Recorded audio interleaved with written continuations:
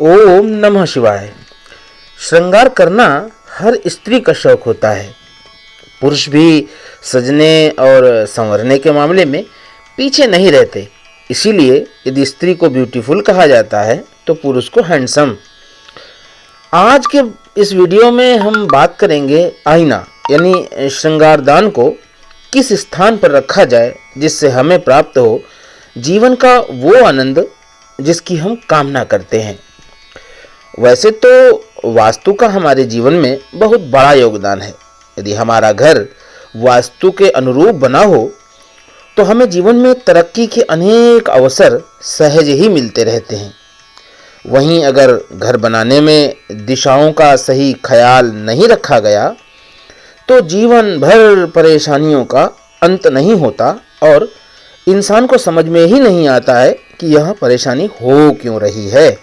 अच्छा, एक बात और बता दें आपसे कि एक बार बनने के बाद फिर उसका समाधान करने में भी बड़े लाले पड़ जाते हैं। लोग बड़ा परेशान हो जाते हैं कि इसका समाधान किया तो किया कैसे जाए, क्योंकि गलत दिशा में अगर कोई चीज़ हो गई तो फिर वो आर्थिक हानि का कारण बनती है और आर्थिक हानि का कारण बनने के कारण जो कि मुख्य है पैसा, वही अगर नहीं होगा तो फिर समस्याएं खड़ी हो जाएंगी। तो उस स्थिति में जो घर है हमारा वह हमारे लिए निगेटिव ऊर्जा का द्योतक बन जाता है और हम चाह करके भी कुछ नहीं कर पाते हैं।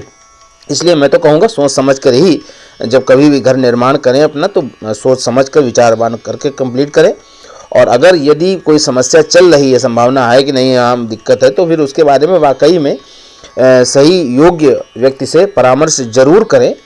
ठीक है, तभी आप आगे के कदम उठावें, नहीं तो जीवन भर परेशानियाँ झेलते ही रहेंगे। लेकिन आज हम आपको बहुत सी बातें हैं वास्तु में तो अंधाधुंध बातें बताई गई हैं और सब बातें का अगर हम एक ही वीडियो में दे देंगे आपको तो आप भी परेशान हो जाओगे कि क्या क्या बताया गया। काफ़ी सारा गड्ढम गुड्डम हो जाएगा, एक साथ खिचड़ी बन जाएगी।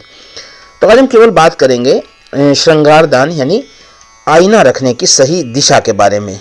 आईना भी बहुत मायने रखता है हमारे जीवन में, क्योंकि जो दर्पण है उसमें हम अपना चेहरा देखते हैं प्रातःकाल से लेकर के दिन भर में किसी भी समय। जब भी हम कभी आईने के सामने होते हैं तो हमारा चेहरा हमें दिखता है और यदि सुंदर होगा चेहरा तो कहने ही क्या है, और यदि सुंदर ना भी हो तब भी अगर हम आईना देखते हैं तो हमें जीवन में आगे बढ़ने की प्रेरणा मिलती है, प्राप्त होती है।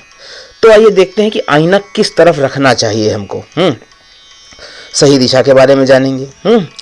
यह वीडियो विश्व सत्य संदेश परिवार के एक सदस्य के आग्रह पर हम आपके लिए प्रेषित कर रहे हैं। आप सभी को इसका लाभ मिले इसलिए हम वीडियो यह आपके लिए बना रहे हैं।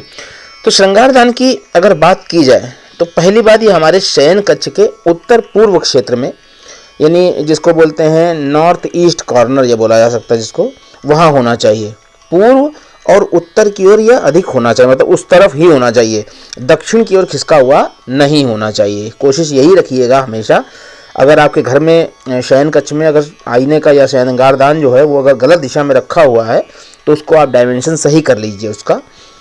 और हमारा मुख जब हो सजते संवरते समय हम जब देखें आईने में तो हमारा मुख कोशिश करें कि पूर्व की ओर हो। ठीक है, ईस्ट फेसिंग में आप देखते हो और आपका चेहरा जो है उसमें परिलक्षित होता हो, बहुत अच्छा रहेगा। तो इससे क्या होगा कि आपको हमेशा जीवन में उपलब्धियाँ प्राप्त होंगी, आगे बढ़ने की प्रेरणा मिलेगी। और यदि अन्य दिशाओं में होगा तो पहली बात तो मानसिक अशांति और अनजानी चिंताएं जो हैं वो घेर लेंगी आपको। ठीक है, तो आपका शयन कक्ष जो है इस तरीके का होना चाहिए। अच्छा, एक बात और, शयन कक्ष कहीं भी हो इससे कोई मतलब नहीं है। बेडरूम कहीं पर भी हो, परंतु आपका आईना जो है सदैव ही उत्तर पूर्व अर्थात नॉर्थ ईस्ट में होना चाहिए। किसी अन्य दिशा में होने पर अनेक अनचाही प्रॉब्लम्स का सामना करना पड़ता है। देखो, एक बात और बता दें कि जो हमारा बेडरूम होता है उसका भी एक निश्चित दिशा बताई गई है वास्तु में। ठीक है, वहीं होना चाहिए। यदि वहाँ पर हो तो अति उत्तम परिणाम प्राप्त होते हैं व्यक्ति को। तो फिर भी मुख्य द्वार के बारे में बताया गया। बहुत कुछ चीज़ें हैं जो एक वीडियो में नहीं समेटी जा सकती हैं। श्रृंगारदान के बारे में ही अभी हम बात कर रहे हैं। तो एक बात और बताते चले इसी कड़ी में, यदि आप चाहते हैं कि जीवन भर मानसिक शांति और उपलब्धि से मुलाकात होती रहे आपकी, तो बेड पर आपका सोते समय जो सिर है वो सदैव पूर्व में या दक्षिण की ओर, ये दो ही दिशाएं हैं। इसके अलावा तीसरी कोई दिशा नहीं है। पूर्व में यानी ईस्ट में, या फिर आप साउथ में, इस तरफ आपका सर होना चाहिए। ठीक है, रात्रि में जब कभी निंद्रा लें, दिन में निंद्रा लें, किसी भी समय XYZ आपको जो है सोते समय पूर्व या दक्षिण की ओर ही अपना सर रखना चाहिए। कभी भी कोशिश करें बीम के नीचे, जहाँ पर बीम हो यानी तनाव जहाँ पर होता है उसके नीचे अपना बेड न रखें।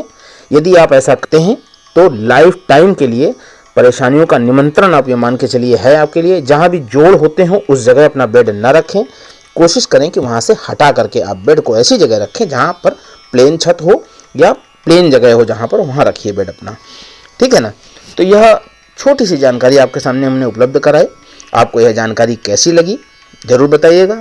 ऐसी ही ज्ञानवर्धक और लाभदायक जानकारियों के लिए हमारा चैनल अभी सब्सक्राइब कर लीजिए। जानकारी अगर पसंद आई हो तो लाइक जरूर कर दीजिएगा।